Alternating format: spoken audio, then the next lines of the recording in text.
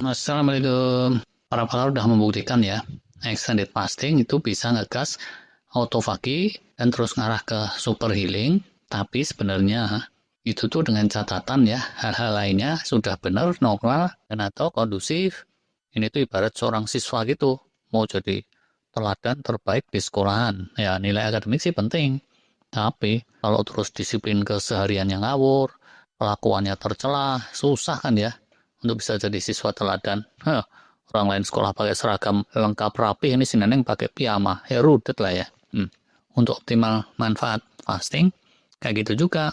Jadi ya, kalau orang udah fasting beberapa lama, ternyata dampaknya kayak cuma gitu-gitu aja, jangan buru-buru nganggep teknik fastingnya yang salah. Bahkan ini realita ya. Kata sejumlah guru fasting, begitu seseorang praktekin fasting, kan niatnya pengen sehat tuh. Jarang lah yang terus prakteknya ngawur. Apalagi kalau yang muslim ya, jalanin puasa sesuai syariah. Itu kan udah baku, udah standar ya. Agak beda dikit mungkin kalau yang water fasting ya. Kadang masih bisa bocor, tapi kalau yang dry fasting ya udah jelas, kan nggak makan, nggak minum sekalian, mingkem total. Sehingga potensi untuk secara teknik puasanya itu salah, cenderungnya kecil. Nah, puasa itu kan nggak sesulit si Cici ini yang bikin kue lapis legit ya. Kalau bikin lapis legit emang rada susah sih ya. Bahannya udah lengkap, resepnya udah bener, udah capek juga. Begitu di oven malah jeblok. Gosong hitam kayak gini. Nah, pendeknya ya, seringkali fasting itu nggak terlalu berdampak nyata, bukan karena tekniknya salah, karena realitanya tekniknya cuma gitu doang ya, tapi besar probabilitasnya yang keliru atau ngaco itu rangkaian sehat pelengkapnya. Ini nggak usah bertele-tele ya, langsung kita munculin nih 6 yang pokok. Kayak gini nih, rangkaian pelengkap fasting yang seringkali mementahkan dampak fasting. Nah, pertama ya, bisa keganggu asupan atau pola diet yang tidak kondusif. Misalnya ya, di luar periode fasting ya makanya ngawur habis, porsinya porsi kalap, atau pilihan menunya ngawur, nah jadinya malah mengobarkan inflamasi kronis, gak ketolong sama peredaman inflamasi saat fasting. Atau bisa juga sebaliknya, saking semangatnya gitu, saat fastingnya udah selesai pun, dietnya kelewat ketat, terus kurang periode pesta atau fiesta. Nah, ujungnya metabolisme malah jadi lambat, healing pun jadi slow. Nah, ini sering kita obrolin. Kedua, bisa juga keganggu paparan toksik karena ada rutin makan obat inilah itulah atau ada suplemen tertentu dan seterusnya. Dan yang toksik ini belum tentu masuknya ke saluran cerna juga. Bisa masuk ke saluran napas paru-paru atau kulit, bisa juga masuk ke kepala atau hati kita walau alam. Terus ketiga ya, anti mager terlupakan, mentang-mentang lemes, lapar gitu ya, malah agak pusing pula. Panjang hari terus saja super mager lah, ini sama nih. Kalau digituin ya metabolisme jadi slow juga, healing pun jadi slow. Lanjutnya yang keempat, yang selalu mengganggu proses healing, itu kalau kualitas tidur malam tidak optimal. Sebabnya bisa macam-macam ya. Bisa juga udah terjadi sebelum mulai berfasting ria. Nah, selanjutnya nih, kelima ya, pengelolaan stres. Bisa karena kendala psikologis, bisa juga karena emang dari sebelumnya kronik stres yang timbul dari makanan dan pola hidup udah nggak karuan. Nah ini terus ibaratnya ya gunungan sampah gitu. Semula setara 100 gerobak, kesapu sama fasting cuma 20 gerobak. Nah itu bisa nggak terasa terlalu berkurang kan ya. Berikutnya yang keenam itu ada sindrom metabolisme yang udah dalam, udah terlanjur nancep. Kalau udah kayak gitu untuk meredamnya ya nggak bisa cuma pakai fasting toh. Pasti kombinasi berbagai jurus, mungkin perlu ditolongin dokter sekalian tuh. Ini sama dengan si stres tadi. Ya udah, kalau enggak ya berat badan bisa cenderung tetap aja jumbo, cek darah juga nasib-nasiban dan seterusnya. Nah, 6 ini yang tipikal banget ya, penghambat yang nyata, yang sifatnya langsung, dan banyak banget dokter yang menyebut-nyebutnya.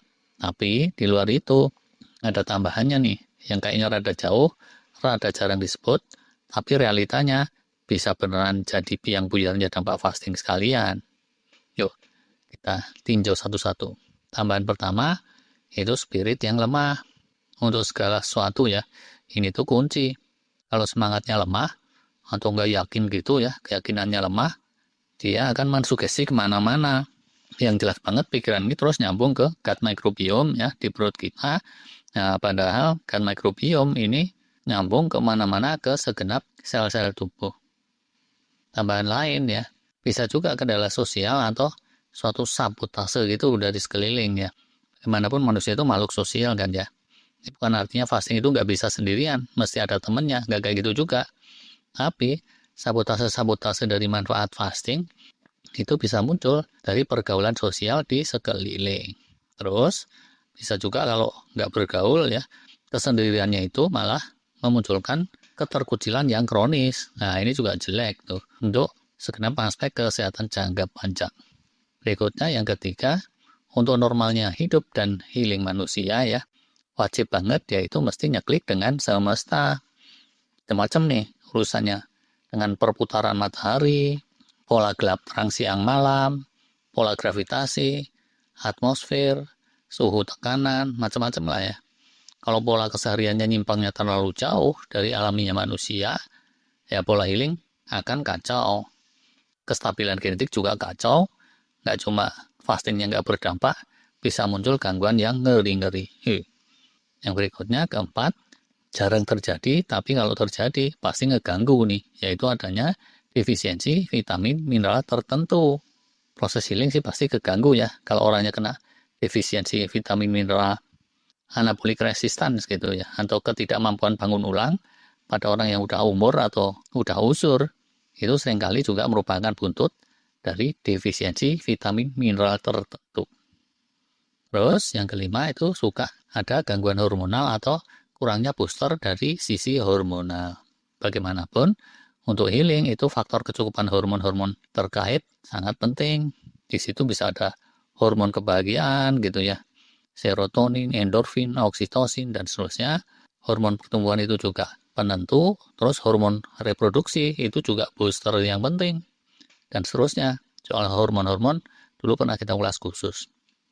Beberapa hormon itu sebenarnya bisa dinormalisasi dengan fasting, tapi ada juga yang enggak, harap maklum. Nah, itu limanya ya. Terakhirnya ya baru, bisa aja fastingnya itu enggak berdampak karena kesalahan teknis. Nah, super healing gitu ya, dalam tanda kutip, emang sih munculnya tergiring oleh fasting itu pada akhirnya, tapi suksesnya fasting ya dia butuh rangkaian sehat yang kita sebutkan tadi semua lah kurang lebihnya. Ibaratnya nih, ujungnya ya yang bikin si adul lulus sarjana itu ya dia tuntasin tesis tugas akhir terus maju ujian sidang. Tapi untuk bisa sampai ke sana ya dia mesti sekolah sejak kecil gitu ya, terus sampai lulus SMA, terus jalanin kuliah dari hari pertama dan seterusnya selengkapnya. Kalau tanpa itu ya tetap bisa sih dapat ijazah sarjana, tapi keaslian ijazahnya bisa terus dibikin rame. Walah kalau terus nyerempet-nyerempet. Jadi ya, besok-besok kalau fasting terasa nggak membuahkan hasil, jangan kacamata kuda. Jangan melulu fokus ke teknik fastingnya, tapi coba aja disempurnakan rangkaian-rangkaian terkait yang kita sebutkan tadi. Itu pun plus catatan nih, karena ini dihimpun dari berbagai sumber ya, dari internet. Bisa jadi daftar kami ini pun belum komprehensif. Kalau para suhu yang ikut nonton mau nambahin, silakanlah. Lebih kurangnya mohon maaf. Terima kasih. Wassalam.